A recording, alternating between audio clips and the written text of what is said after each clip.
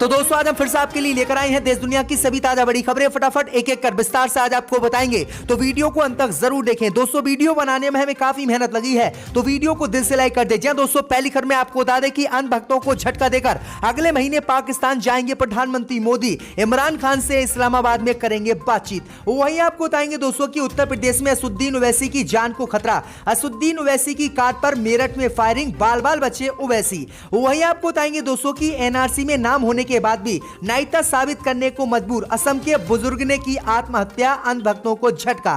वहीं आपको बताएंगे दोस्तों की कर्नाटक के एक और स्कूल में मुस्लिम छात्राओं के हिजाब पहनने पर स्कूल ने लगाई रोक, मुसलमानों ने किया विरोध। वहीं आपको बताएंगे दोस्तों की सदन में मोदी सरकार पर कांग्रेस ने लगाया आरोप, कहा सरकार को नेता जजों पर नहीं है भरोसा, इसलिए लगवाया पेगासस स्पाई वेयर। वहीं आपको बताएंगे दोस्तों की उत्तराखंड में मुसलमानों के विकास से भाजपा नहीं खुश। उत्तराखंड में कांग्रेस सरकार बनने पर कांग्रेस ने मुस्लिम यूनिवर्सिटी बनाने का किया ऐलान, तो बीजेपी उतरी विरोध में। तो दोस्तों सभी खबरों को आपको एक एक कर बताने वाले हैं। वीडियो को लाइक कर चैनल को सब्सक्राइब कर दें और हमें कमेंट में बताएं कि आपके जिले किस राज्य से हमारी खबरों को देख रहे हैं। इसी बीच पर तो दोस्तों अगली खबर की ओर, तो अंध भक्तों को झटका देकर अगले महीने पाकिस्तान जा सकते हैं प्रधानमंत्री मोदी। इमरान खान से इस्लामाबाद में कर सकते हैं बातचीत। जय दोस्तों आपको बता दें कि अंध भक्तों को झटका देकर प्रधानमंत्री मोदी अगले महीने पाकिस्तान के दौरे पर जा सकते हैं और इसकी जानकारी आज पाकिस्तान ने दी है। दरअसल आपको बता दें कि पाकिस्तान के प्रमुख व्यवसायी मियां मोहम्मद मानसा ने दावा किया है कि पाकिस्तान और भारत के बीच पर्दे के पीछे बातचीत चल रही है, जिससे अच्छे परिणाम मिलने की उम्मीद है। पाकिस्तानी बहुराष्ट्रीय कंपनी निशांत ग्रुप के अध्यक्ष मियां मोहम्मद मानसा ने बुधवार को Lahore chambers of commerce and industries में व्यापारियों की एक जनसभा के दौरान बताया कि अगर दोनों पड़ोसियों के बीच चीजें बेहतर होती हैं तो भारतीय प्रधानमंत्री नरेंद्र मोदी एक महीने में पाकिस्तान का दौरा कर सकते हैं। उन्होंने दोनों देशों के अपने विवादों को सुलझाने और क्षेत्र में गरीबी से लड़ने के लिए व्यापार शुरू करने की भी मोदी सरकार को सलाह दी है। मियां मोहम्मद मानसा ने कहा कि अगर अर्थव्यवस्था में सुधार नहीं हुआ तो दोनों ही देश विनाशकारी परिणाम भुगतेंगे और पाकिस्तान भारत दोनों को ही नुकसान होगा। उन्होंने कहा कि मुझे उम्मीद है कि भारत और पाकिस्तान के बीच पर्दे के पीछे बातचीत चल रही है और दोनों देशों की बातचीत अगर अच्छी रही तो अगले महीने ही प्रधानमंत्री मोदी पाकिस्तान आ सकते हैं और इस्लामाबाद का दौरा कर सकते हैं। तो ये बड़ी अपडेट आई दोस्तों की इमरान खान के कार्यकाल में एक बार भी प्रधानमंत्री मोदी पाकिस्तान नहीं गए हैं। नवाज शरीफ के कार्यकाल में प्रधानमंत्री मोदी पाकिस्तान के दौरे पर गए थे। इसी बीच पर तो दोस्तों अगली खबर की ओर, तो उत्तर प्रदेश में असुद्दीन ओवैसी की जान को खतरा। ओवैसी की कार पर मेरठ में फायरिंग, बाल बाल बची ओवैसी की जान। जय दोस्तों आपको बता दें कि उत्तर प्रदेश विधानसभा चुनाव के दौरान एक बड़ी खबर असुद्दीन ओवैसी को लेकर सामने आई है। दरअसल आपको बता दें कि एआईएमएम के चीफ असुद्दीन ओवैसी की कार पर उत्तर प्रदेश के मेरठ में फायरिंग हो गई है और बाल बाल असुद्दीन ओवैसी की जान बची है। वहीं आपको बता दें कि यह घटना मेरठ के जिझारसी टोल प्लाजा के पास हुई है। ओवैसी ने खुद ट्वीट कर इसकी जानकारी दी है। ओवैसी ने एएनआई को बताया है कि मैं मेरठ के किठौर में एक चुनावी कार्यक्रम के बाद दिल्ली जा रहा था। जिझारसी टोल प्लाजा के पास कुछ लोगों ने मेरी गाड़ी पर 3-4 राउंड गोलियां चलाई। वे कुछ 3-4 लोग थे, सबके सब भाग गए और हथियार वहीं छोड़ गए। मेरी गाड़ी के टायर पंचर हो गए। इसके बाद मैं दूसरी गाड़ी में वहां से निकला हूं। हम सब महफूज हैं और मेरे चोट नहीं आई है। वहीं आपको बता दें कि अब इस मामले में पुलिस ने एक आरोपी को गिरफ्तार कर लिया है, जिसका नाम संजय बताया जा रहा है। तो ये बड़ी अपडेट आई दोस्तों की असुद्दीन ओवैसी को किस तरह से उत्तर प्रदेश में मारने की जो है धमकी दी जा रही है। ओवैसी ने कहा है कि इससे पहले भी मुझे कई बार जान से मारने की धमकी दी गई थी, तो ओवैसी की जान को उत्तर प्रदेश में बड़ा खतरा है। इसी बीच पर तो दोस्तों अगली खबर की ओर, तो कर्नाटक के एक और स्कूल में मुस्लिम छात्राओं के हिजाब पहनने पर स्कूल ने लगाई रोक, बड़ा तनाव।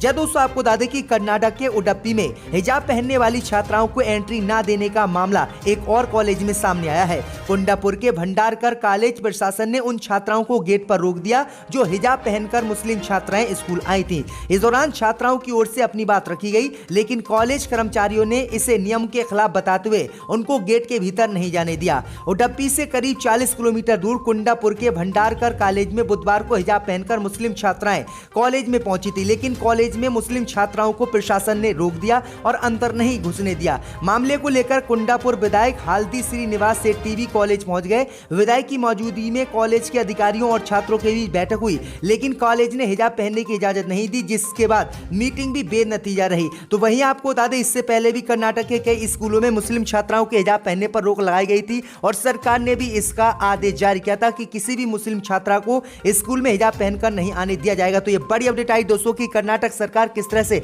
मुस्लिम विरोधी होती जा रही है। इसी बीच बढ़ते दोस्तों अगली खबर की ओर, तो एनआरसी में नाम होने के बाद भी नागरिकता साबित करने को मजबूर असम के बुजुर्ग ने की आत्महत्या, मोदी को झटका। जब दोस्तों आपको बता दें कि एनआरसी में नाम आने के बाद भी असम में रहने वाले 60 साल के मानसिक दास को अपने भारतीय होने का सबूत देने के लिए फॉरेंसिक ट्रिब्यूनल के चक्कर लगाने पड़ रहे थे। लंबे समय से अपनी नागरिकता साबित करने की कोशिश करने वाले मानिक दास ने आत्महत्या आज कर ली है। रिपोर्ट के अनुसार मानिक दास ने बुधवार को मोरीगांव जिले में आत्महत्या कर ली है। मानिक दास के परिवार ने दावा किया है कि उन्हें मानसिक प्रार्थना के चलते आत्महत्या की है। अपनी भारतीय नागरिकता को साबित करने के लिए उन्हें ट्रिब्यूनल के चक्कर लगाने पड़ते थे, जिससे वह काफी दुखी थे और इसी को लेकर उन्होंने आत्महत्या कर ली। तो ये बड़ी अपडेट आई दोस्तों की एनआरसी और नागरिकता संशोधन कानून के दुष्प्रभाव अब देश में दिखने लगे हैं, लोग आत्महत्या करने लगे हैं। इसी बीच बढ़ते दोस्तों अगली खबर की ओर, तो रायपुर में केंद्र पर फिर भड़के राहुल गांधी, बोले ये एक धर्म को दूसरे धर्म से लड़ाते हैं। दोस्तों आपको बता दें कि बजट सत्र के दौरान लोकसभा में कांग्रेस सांसद राहुल गांधी ने बुधवार को केंद्र की मोदी सरकार को घेरा। उनके दिए हुए स्पीच की चर्चा आज भी सुर्खियों में है। इन सबके बीच कांग्रेस के पूर्व अध्यक्ष राहुल गांधी गुरुवार को छत्तीसगढ़ के रायपुर में अमर ज्योति जवान की नींव रखने पहुंचे। यहां आयोजित एक कार्यक्रम में उन्होंने कहा कि हिंदुस्तान अलग अलग विचारधाराओं, संस्कृतियों, भाषाओं वाला एक गुलदस्ता है, लेकिन वे चाहते हैं कि एक ही विचारधारा इस पर शासन करे। लेकिन मैं कल संसद में कहा था कि हम ऐसा नहीं होने देंगे, हम बीजेपी को दिखाएंगे असली हिंदुस्तान। राहुल गांधी ने आगे भाजपा पर निशाना साधते हुए कहा है कि भारत में ये एक धर्म को दूसरे धर्म से लड़ाते हैं। भारत के बाहर की शक्तियां हमारी ओर देखकर कहती हैं कि भारत कमजोर हो रहा है। चीन की सेना लद्दाख में इसलिए घुस पाई क्योंकि भाजपा और हमारे प्रधानमंत्री उनके घुसने के बाद देश से कहा कि कोई अंदर नहीं आया है। आगे उन्होंने कहा कि मोदी सरकार ने देश को भी बांट दिया है और हिंदू मुस्लिम की राजनीति अब देश में कर रही है, इसलिए हमारा देश लगातार कमजोर होता जा रहा है। तो राहुल गांधी ने यह बड़ा हमला मोदी सरकार पर बोला है। इसी बीच बढ़ते दोस्तों अगली खबर की ओर, तो हरियाणा की बीजेपी सरकार को कोर्ट से लगा बड़ा झटका। प्राइवेट जॉब में स्थानीय लोगों को 75% आरक्षण पर हाईकोर्ट ने लगाई रोक। दोस्तों आपको बता दें कि हरियाणा की बीजेपी सरकार को आज कोर्ट से बड़ा झटका लगा है। दरअसल आपको बता दें कि हरियाणा में प्राइवेट जॉब में 75% आरक्षण पर खट्टर सरकार को पंजाब और हरियाणा हाईकोर्ट से झटका लगा है। कोर्ट ने हरियाणा डोमिसाइल सब रिजर्व पर रोक लगा दी है। हरियाणा उद्योग संघ ने राज्य सरकार के फैसले के खिलाफ पंजाब और हरियाणा हाईकोर्ट का रुख किया था। बता दें कि प्राइवेट नौकरियों में आरक्षण के कानून की अधिसूचना हरियाणा में 2021 को ही जारी कर दी गई थी। हरियाणा सरकार ने कहा था कि यहां पर जो प्राइवेट में लोकल जॉब है वो सिर्फ लोकल लोगों के लिए ही है और 75% आरक्षण लोकल लोगों को दिया जाएगा। जो 25% बचेगा उसमें ही देश के अन्य हिस्सों के लोग काम कर सकेंगे। लेकिन अब हाई कोर्ट ने रोक लगा दी और खट्टर सरकार को बड़ा झटका दिया। इसी बीच पर तो दोस्तों अगली खबर की ओर, तो राज्यसभा और लोकसभा में कांग्रेस पार्टी ने लगाया आरोप, कहा सरकार को नेता जजों पर नहीं है भरोसा, इसलिए करवा रही है जासूसी। दोस्तों आपको बता दें कि राज्यसभा में कांग्रेस के सांसद रिपुन बोरा ने मोदी सरकार पर आरोप लगाया कि सबका साथ, सबका विकास और सबका विश्वास का नारा देने वाली मोदी सरकार को अपने मंत्रियों, न्यायाधीशों, विपक्ष के नेताओं पर ही भरोसा नहीं है, इसलिए उन पर नजर रखने के लिए मोदी सरकार ने पेगासस जासूसी का उपयोग किया। उन्होंने दावा किया है कि प्रधानमंत्री मोदी ने यह कहकर देश को गुमराह किया कि स्पाईवेयर का इस्तेमाल नहीं किया गया है और किसी भी व्यक्ति की जासूसी हमने नहीं कराई है। लेकिन जब रिपोर्ट सामने आई है तो रिपोर्ट में यह खुलासा हुआ है कि मोदी सरकार ने इजराइल से पेगासस जासूसी सॉफ्टवेयर खरीदा था और देश के कई लोगों की जासूसी कराई थी। इसी को लेकर अब कांग्रेस पार्टी ने मोदी सरकार पर गंभीर आरोप लगाए हैं। इसी बीच पर तो दोस्तों अगली खबर की ओर, तो उत्तराखंड में मुसलमानों का विकास नहीं देखना चाहती है भाजपा। उत्तराखंड में कांग्रेस ने मुस्लिम यूनिवर्सिटी बनाने का किया ऐलान, तो विरोध में उतरी बीजेपी।